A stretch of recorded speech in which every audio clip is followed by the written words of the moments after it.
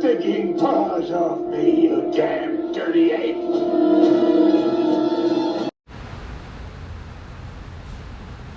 So I have a fleet truck here. It's a 2006 F450. It's got about a, I don't know, longer than 12 feet dump bed on it. Pretty heavy truck. And it's loaded all the time, you know, foot to the wood, of course. So it's been a couple of years. I put a short lock in it. And when I did that, I straightened out all the broken connectors on the engine harness. I mean, there was a lot of them that were broken. I went through the harness, fixed it all up really nice. So this thing was perfect when it left here, ran perfect. And I haven't seen it for,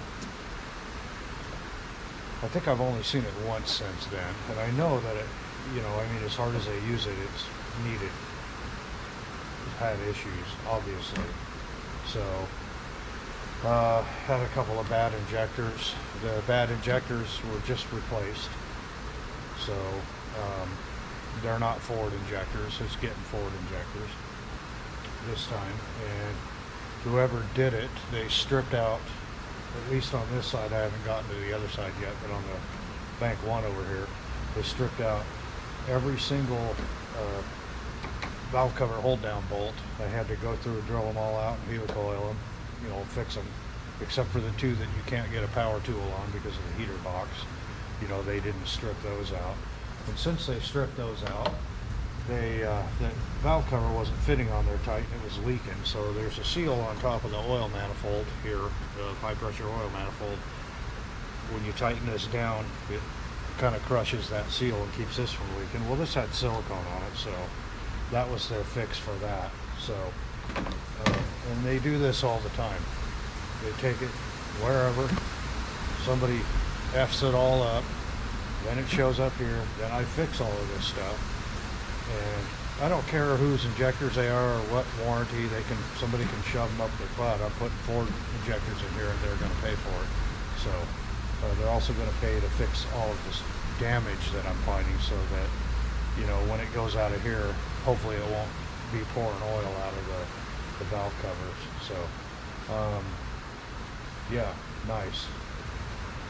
So anyway, I'm going to put this valve cover back on now that I can tighten it, and I'll tear the other side open. What I did was I could barely get it started this morning because it had two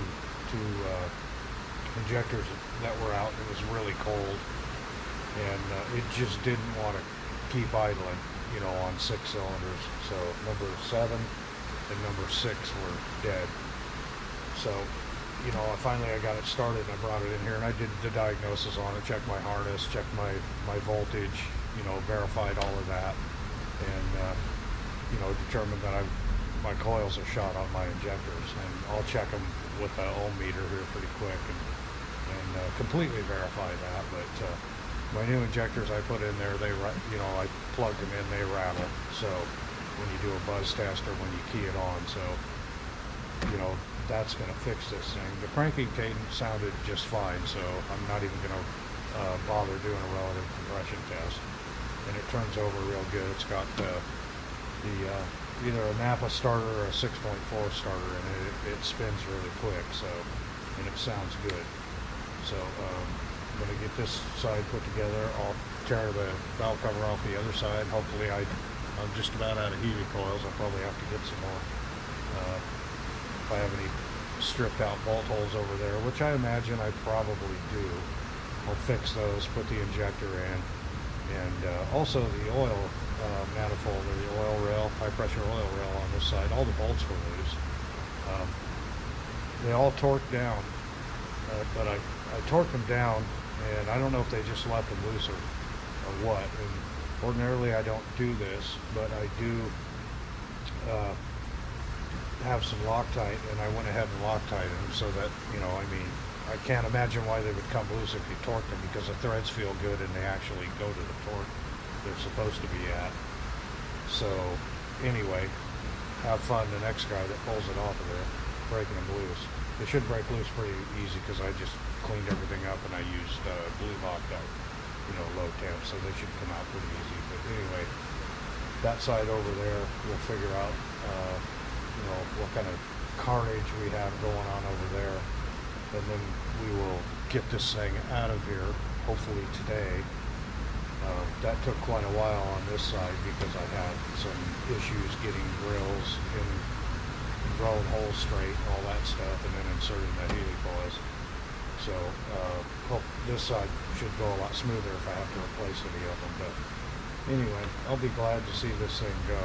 This was supposed to come in, get diagnosed, pop a couple of injectors in it without all this extra work going on here. I mean, I'm not complaining about the work, but you know, I did a lot of good work on this truck, and whoever's been working on it since me is an idiot, and they screwed everything up on it. So anyway, rant over. Bye.